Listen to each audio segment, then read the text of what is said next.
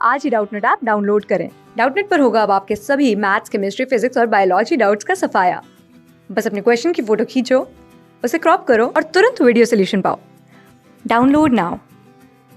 Hello, the question is select an incorrect statement for prokaryotes such as E. coli.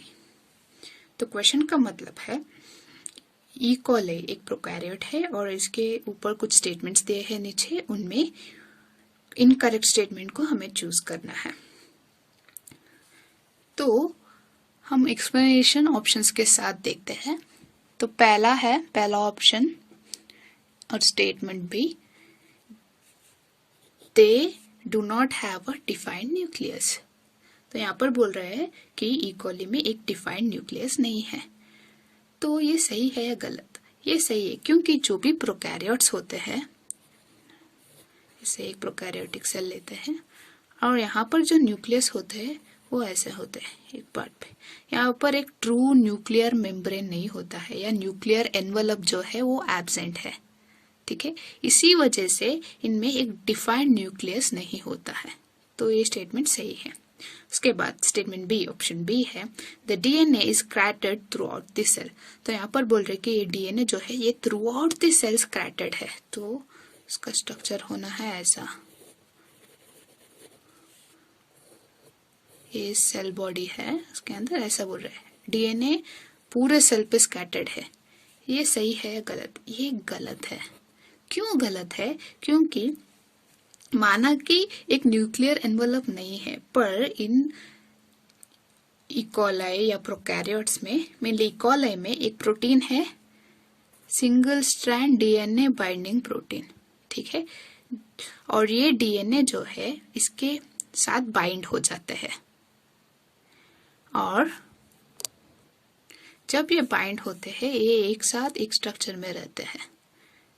ठीक है, तो इसे hold करने के लिए न्यूक्लियर एनवलप नहीं होता है, पर इस एसएसबी प्रोटीन्स जो है वो इस डीएनए को ऐसे स्कैटर होने नहीं देते हैं। ठीक है, तो ये स्टेटमेंट गलत है। उसके बाद है DNA is held with some protein having positive charge in region termed as nucleoid.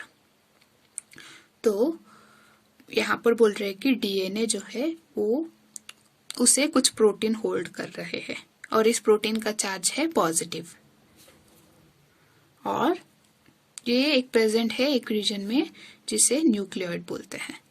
तो अभी हमने वही डिस्कस किया कि ये जो प्रोटीन है एसएसबी प्रोटीन जो पॉजिटिवली चार्ज्ड है और डीएनए होता है नेगेटिवली चार्ज्ड, और इसी चार्ज डिफरेंस की वजह से ये जो डीएनए है इस एसएसबी के ऊपर बाइंड हो जाते हैं और ये एक रीजन पे रहता है। इस रीजन को हम न्यूक्लियोइड बोलते हैं। ठीक है, तो ये स्टेटमेंट सही है। उसके बाद बोल रहे हैं कि the DNA in nucleoid is organized in large loops and held by proteins.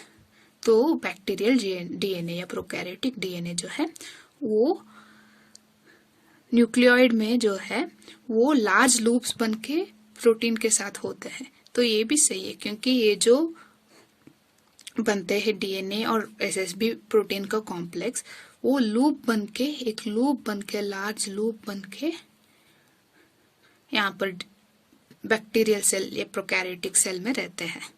ठीक है, और इसे होल्ड करता है कुछ प्रोटीन्स। ये भी सही है। तो हमें मिला ऑप्शन ए सही था, ऑप्शन बी गलत था, सी सही था और डी भी सही था। तो क्वेश्चन में पूछे थे इनकरेक्ट स्टेटमेंट को चूज करना है, ऑप्शन बी इनकरेक्ट है, तो ये हुआ हमारा राइट आंसर। Thank you.